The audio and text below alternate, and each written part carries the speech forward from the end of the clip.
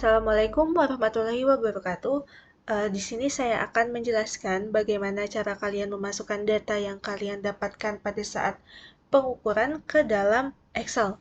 Pertama, itu ada tempat pesawat. Tempat pesawat ini menyesuaikan titik kalian pada saat praktikum. Kemudian ada tinggi alat. Tinggi alat ini dimasukkan dalam satuan meter ya teman-teman. Jadi jika data kalian masih berbentuk senti atau desimeter, maka diubah dulu ke dalam satuan meter lalu dimasukkan datanya. Kemudian ada titik tujuan. Kemudian juga ada benang atas, benang tengah, dan benang bawah. Untuk pemasukan data benang atas, tengah, dan bawah itu juga dalam satuan meter ya teman-teman. Yang perlu dimasukkan hanya data benang atas dan benang bawah saja. Untuk benang tengahnya itu kalian bisa menggunakan rumus rata-rata, yaitu average, buka kurung, benang atas, titik koma, benang bawah, tutup kurung. Maka akan didapatkanlah hasil benang tengahnya. Atau kalian juga bisa menggunakan rumus benang atas ditambahkan dengan benang bawah, kalian bagikan dengan 2. Maka juga akan didapatkan nilai benang tengahnya yang sama. Kemudian ada jarak. Untuk jarak sendiri, kalian bisa memastikan jarak yang kalian ukur di lapangan itu dengan cara benang atas dikurangi dengan benang bawah dikalikan dengan 100, kemudian akan kalian dapatkan jaraknya. Untuk pembacaan sudut, ada pembacaan sudut horizontal dalam, sudut horizontal luar, sudut azimut, dan sudut vertikal. Untuk sudut horizontal dalam itu kalian masukkan sesuai data yang kalian dapatkan pada saat praktikum sesuai dengan titik masing-masing. Dan untuk sudut luarnya sendiri itu kalian hitung manual menggunakan kalkulator. Caranya itu 360 derajat kalian kurangi dengan sudut horizontal dalam yang sudah kalian dapatkan. Kemudian hasilnya dicatat di sini di kolom sudut horizontal luar. Setelah itu, karena sudut kalian ini pastinya masih berbentuk dalam derajat, sudutnya itu perlu kalian ubah ke dalam bentuk desimal. Nah, bagaimana caranya? Di sini akan saya berikan satu contoh, yaitu pada sudut 116 derajat 41 menit 11 detik. Nah, cara mengubahnya itu bisa kalian lihat di sini. 116 derajat kalian tambahkan dengan 41 menit, kemudian kalian bagikan 60, kemudian kalian tambahkan 11 detik ini kalian bagikan dengan 3600, maka akan didapatkanlah hasil dari bentuk desimal dari sudut dalam bentuk derajat ini. Dan begitu juga seterusnya, sudut dalam bentuk derajat ini rumusnya tetap sama, yaitu derajat kalian tambahkan menit, kalian bagikan 60, ditambah detik kalian bagikan dengan 3600, maka akan kalian dapatkan hasil sudut dalam bentuk desimal. Kemudian untuk sudut azimutnya sendiri, yang perlu kalian masukkan hanyalah sudut azimut pada saat kalian melakukan pengukuran pertama kali. Karena sudut azimut selanjutnya itu bisa kalian hitung menggunakan rumus yang akan saya jelaskan selanjutnya. Dan untuk keterangan, ini kalian isi dengan sudut vertikal kalian selama pengukuran. Usahakan sudut vertikal kalian ini tetap di 90 derajat pas, tidak kurang, tidak lebih.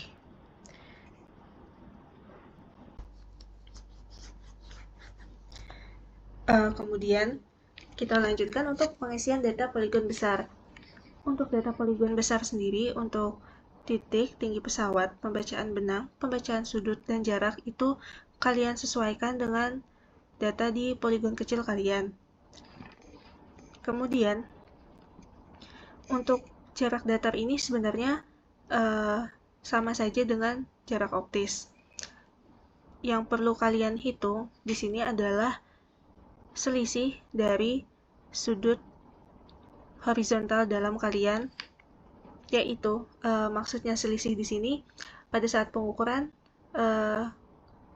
sudut kalian itu mungkin tidak 100% sama, dikarenakan beberapa faktor seperti kesalahan pembacaan, dan lain sebagainya. Dikarenakan di sini kita melakukan praktikum poligon 5 titik, di mana sudutnya itu 540 derajat, maka kalian perlu memastikan pertama, untuk sudut horizontal biasa kalian ini, kalian jumlahkan, dan akan didapatkan hasilnya berapa. Nah, seharusnya sudut poligon sendiri itu 540 derajat. Namun, karena di sini pun datanya tidak 540 derajat pas, maka kita perlu menghitung selisihnya agar kita bisa mendapatkan nilai poligon. Ini menjadi 540 derajat. Bagaimana cara menghitungnya? Cara menghitungnya itu, rumusnya adalah sebagai berikut. N ini adalah banyak titik yang kalian lakukan perhitungan dikurangi dengan 2 dikali 180 derajat dikurangi dengan jumlah sudut dalam yang sudah kalian hitung tadi. Kemudian kalian bagi dengan banyak titik. Karena banyak titiknya 5, maka N-nya kita masukkan 5. Kemudian akan didapatkan hasil dari selisih sudut horizontalnya tadi. Setelah didapatkan selisih sudut horizontal per titik, karena selisihnya itu pasti sama, kalian jumlahkan selisihnya dan akan didapatkan jumlah selisih dari sudut horizontal dalam. Ini kalian jumlahkan dan akan didapatkan hasilnya. Kemudian, kalian menghitung sudut horizontal yang kalian ukur di lapangan, kalian tambahkan dengan selisihnya tadi agar kita mendapatkan sudut sebesar 540 derajat tadi. Caranya langsung kalian jumlahkan saja sudut horizontal yang sudah kalian dapatkan di lapangan, kalian tambahkan dengan selisih yang tadi sudah kalian hitung. Dan ini dihitung per titik ya teman-teman. Setelah kalian selesai menghitung per titik, kalian jumlahkan dan pastikan jumlahnya itu adalah sebesar 540 derajat. Dan jika sudah 540 derajat, maka perhitungan kalian sudah benar, data kalian sudah hampir benar. Dan untuk azimut sendiri, yang dimasukkan hanyalah azimut di titik pertama kalian melakukan pengukuran. Jangan lupa sudut azimut ini juga kalian ubah ke dalam desimal seperti contoh perhitungan yang sudah saya jelaskan di poligon kecil tadi. Dan cara untuk menghitung azimut di titik selanjutnya itu bisa itu kalian hitung secara manual menggunakan kalkulator, yaitu sudut azimut awal, di mana itu 307 derajat di sini misal, sudut azimut awal kalian tambahkan dengan 180 derajat, kalian kurangi dengan ini, nilai sudut yang sudah terkoreksi. Maka akan didapatkan hasilnya derajat azimut di titik selanjutnya. Kemudian ada perhitungan selisih sumbu X, di mana fungsi selisih sumbu X ini untuk menghitung koreksi sudut yang berguna untuk kalian lakukan penguploadan di AutoCAD nanti. Dan juga untuk memastikan bahwa pengukuran kalian itu sudah hampir benar, sudah hampir mendekati dengan 540 derajat. Diusahakan nilai delta X dan delta Y ini tidak melebihi 1. Maksudnya tidak melebihi 1 itu nilai kalian di antara 0 sampai dengan 0,9 atau 0 sampai dengan minus 0,9. Pokoknya selisihnya tidak lebih dari 1. Dan cara menghitungnya untuk delta X ini rumusnya itu D sin azimut. atau kalian bisa menggunakan rumus sin radians. Azimut yang sudah kalian dapatkan, kalian kalikan dengan jarak. Maka akan didapatkan nilai delta X.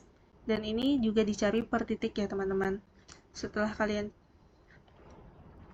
cari per titik, maka kalian jumlahkan dan didapatkan hasilnya. Untuk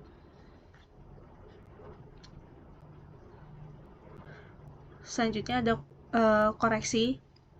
Koreksi ini cara kalian menghitungnya yaitu minus dari delta X aksen ini kalian bagi dengan banyak titik, atau bisa juga kalian menggunakan rumus sama dengan jumlah dari delta X ini kalian bagikan dengan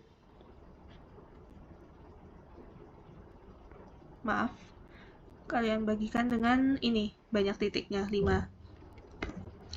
Kemudian ini juga dihitung per titik ya teman-teman. Kemudian kalian jumlahkan dan akan didapatkan hasilnya. Dan untuk delta X sendiri, itu cara menghitungnya yaitu delta X aksen kalian tambahkan dengan koreksi tadi.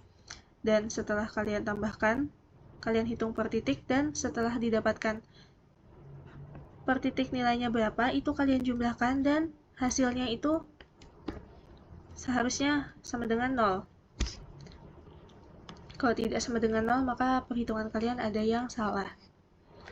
Dan untuk delta Y aksen, itu cara menghitungnya dengan rumus sebagai berikut.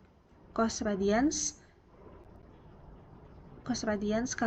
kalian kalikan dengan azimut, kemudian kalian kalikan dengan jarak. Ini juga dihitung per titik. Setelah dihitung per titik, kalian jumlahkan dan didapatkan jumlah delta Y aksennya.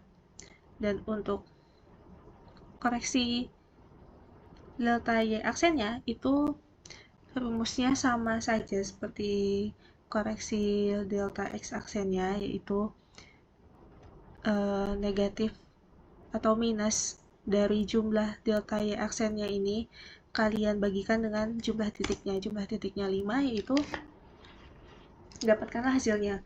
Dan untuk hasilnya ini sama ya teman-teman per titik. Setelah kalian dapatkan nilai per titik, kalian jumlahkan dan didapatkanlah jumlah dari koreksi Y-nya. Kemudian setelah menghitung nilai koreksi Y, kalian hitung selisih nilai Y-nya, yaitu dan menjumlahkan delta Y aksen ditambahkan dengan koreksinya tadi, dan didapatkanlah nilainya berapa. Nilai ini kalian cari juga per titik, dan setelah dijumlahkan, pastikan hasilnya juga sama dengan 0.